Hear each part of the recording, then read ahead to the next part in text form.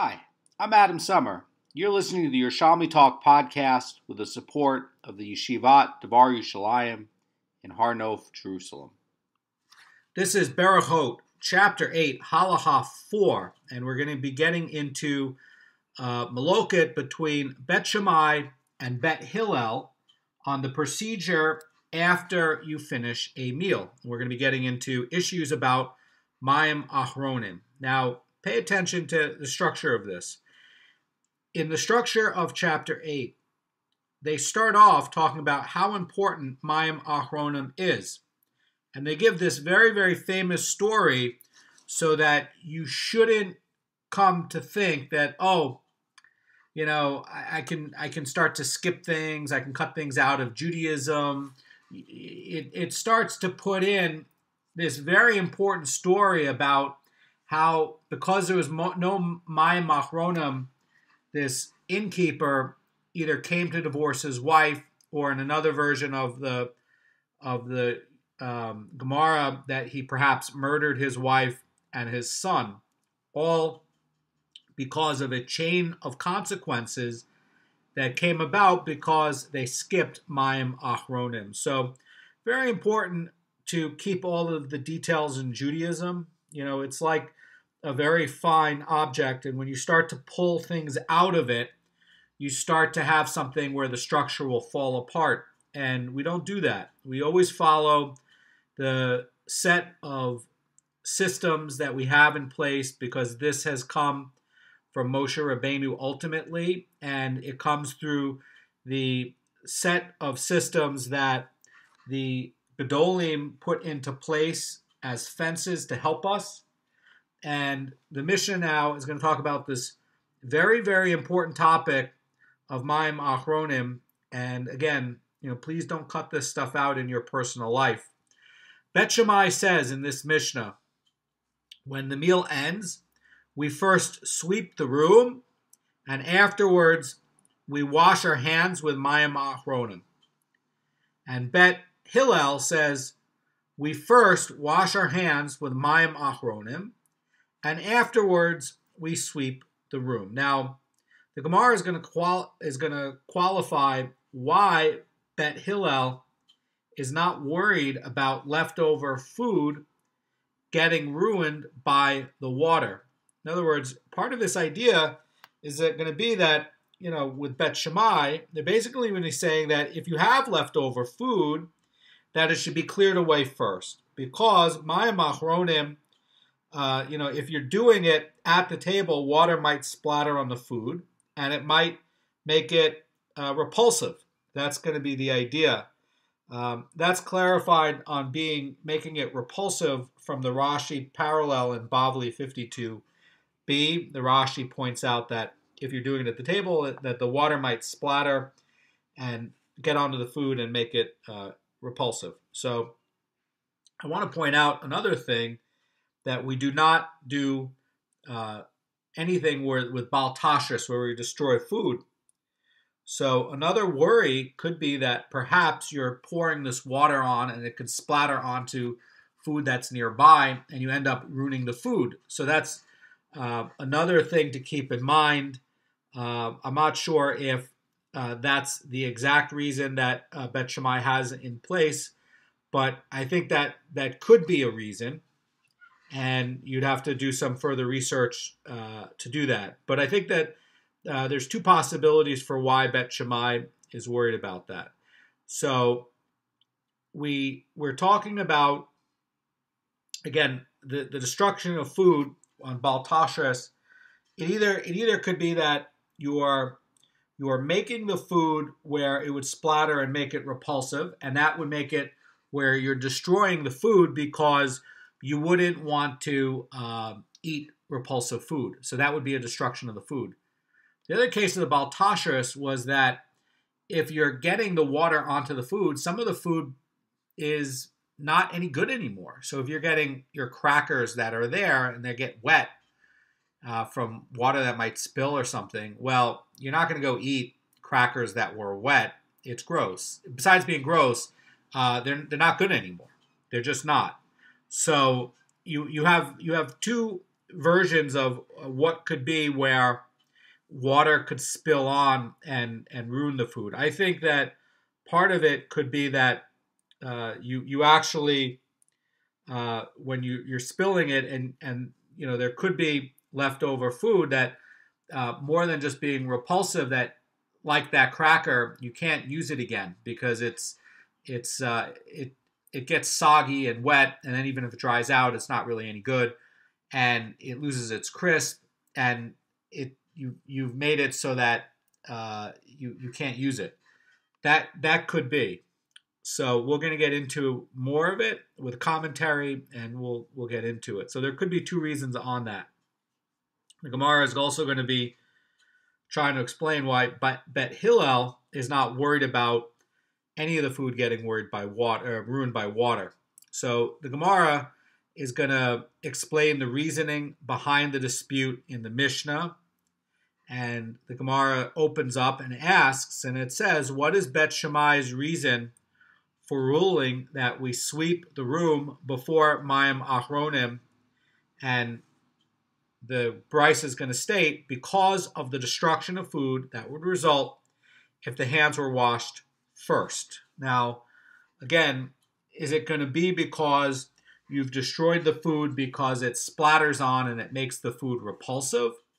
Or is it going to be where somehow the water spills and you really can't use it anymore? Not only, it's not just that it's repulsive, but the reason could be that the integrity of the food is no good anymore. So that perhaps these crackers, I'm just picking out crackers as an example because I don't think crackers that were wet and dry out are very good anymore.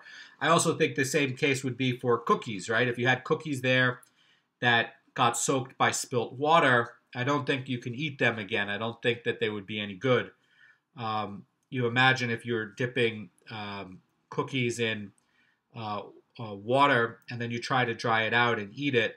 I don't think, besides being repulsive, I don't think that it would actually be any value as a cookie. So that's the deeper idea. Again, please, you have to understand that there's a subtlety here, that there's two issues what could be with this destruction of food.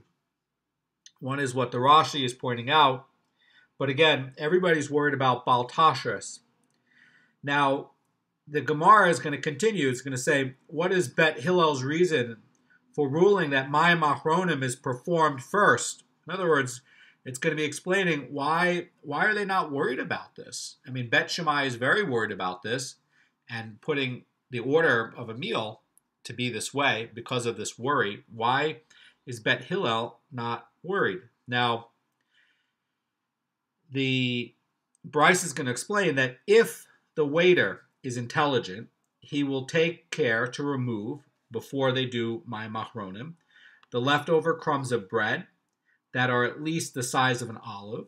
Why would it worry about the size of an olive? Well, because food that's the size of an olive could be used again and can get a bracha. Food that is less than that is going to be insignificant because it can't have a bracha on it. Anyway, so that the idea is that if he's intelligent, he will remove pieces of bread or crumbs of bread that are at least the size of an olive, and he will leave over only those pieces that are less than the size of an olive, and this would eliminate the concern for ruining any leftover food. So we know that there's out there this prohibition against destroying food, and the Bavli is pointing out with a commentary of the Gilyonei Hashas that this is only dealing with pieces that are going to be the size of an olive or bigger, and we see that here with this waiter. Now, why is it talking about an intelligent waiter? Well, it's talking about an intelligent waiter because it means that he's intelligent in the laws of dealing with food the size of an olive, right? He knows the halacha, and we're dealing with a waiter who's going to know that you take away the larger pieces,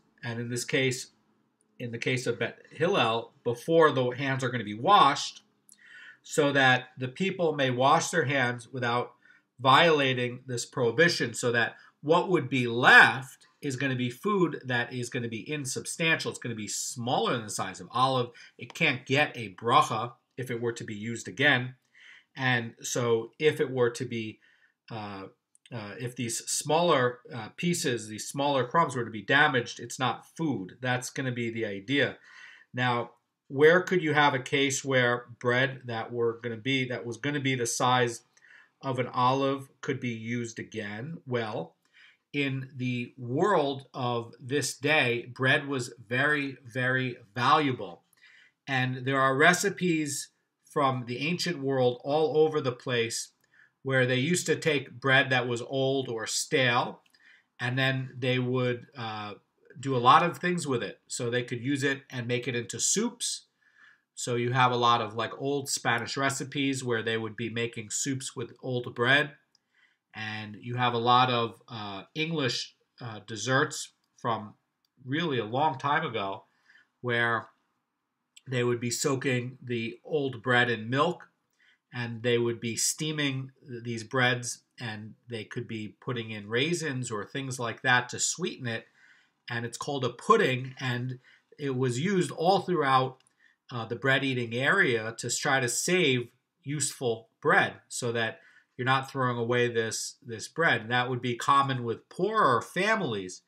Richer families might take the bread and put it outside for birds to eat, but poorer families, especially if you had food scarcity issues, would be trying to save these usable pieces of bread and try to save it, and you can use it to make desserts.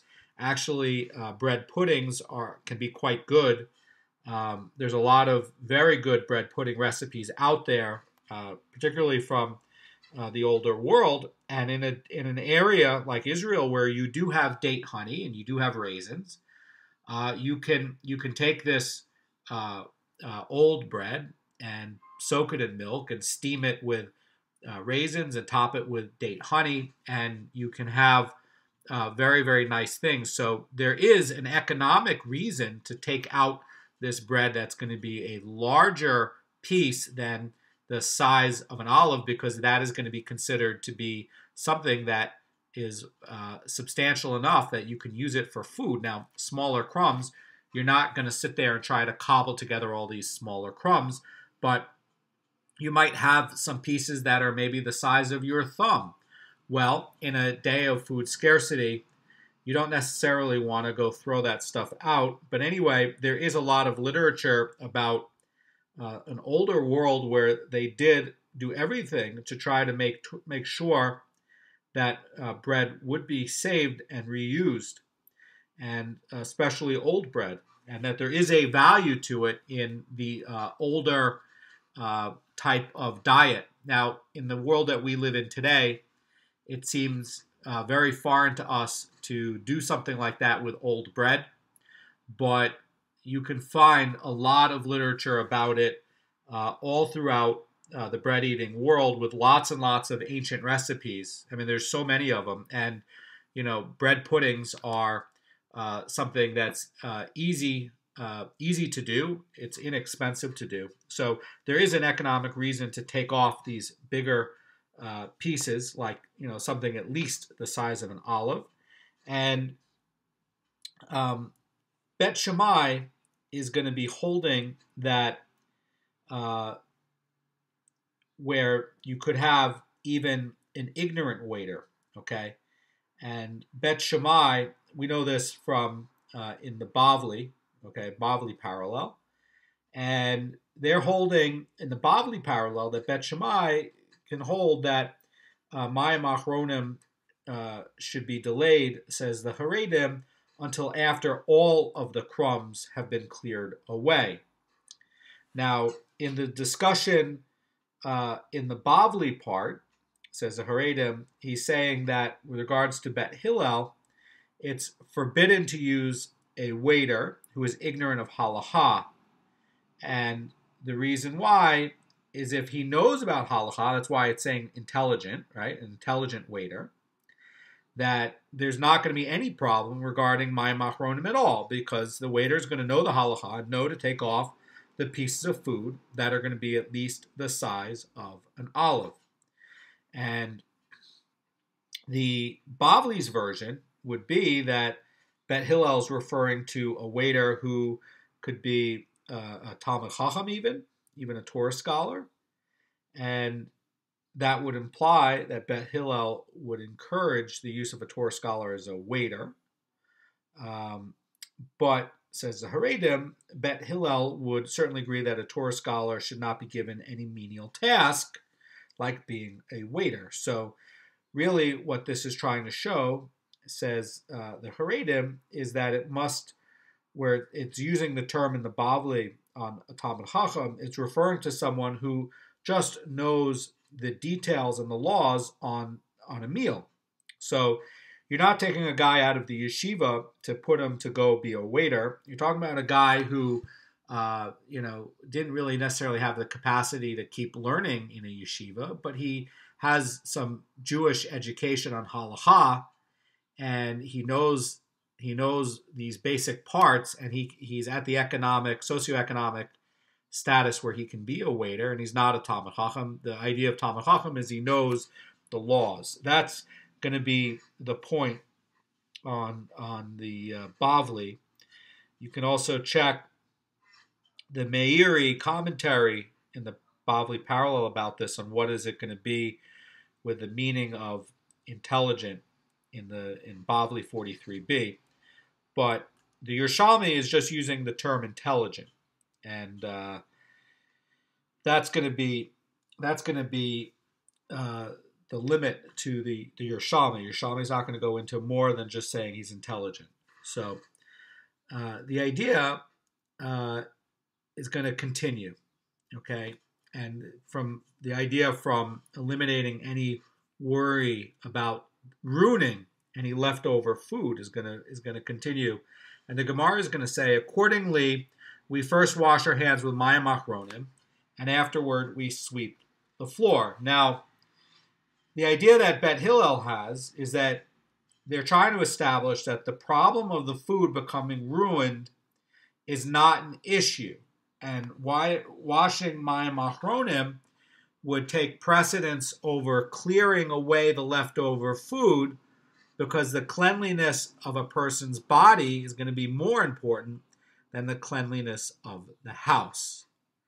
And so it brings up another question. The question that's going to come up is going to be then, why is there any need at all to sweep the room according to Bet Hillel? Because the idea is that once you've taken the larger pieces of food and it's already been cleared away before mayim achronim, why do you have to take it away? And the Tosafot in the Bavli parallel 52b is going to answer this question. He's going to say that although it is permitted to spoil pieces of food that are smaller than an olive's size by pouring water onto them, it is not permitted to step on them, and that would be thoroughly degrading any kind of food. The Bavli in Hulin, I want to point out, is talking about a special angel that is out there that comes about when you're stepping on crumbs of bread. And when you're stepping on crumbs of bread, it's going to bring poverty on himself. And that could also be a reason why Bet Hillel is still going to be requiring someone to sweep up the leftover bread after mayim achronim. So if you want to learn more about the relevance of these laws today, check out the Or Chaim in 183, and you can see more about that also in the Shulchan Aruch. Have a great day.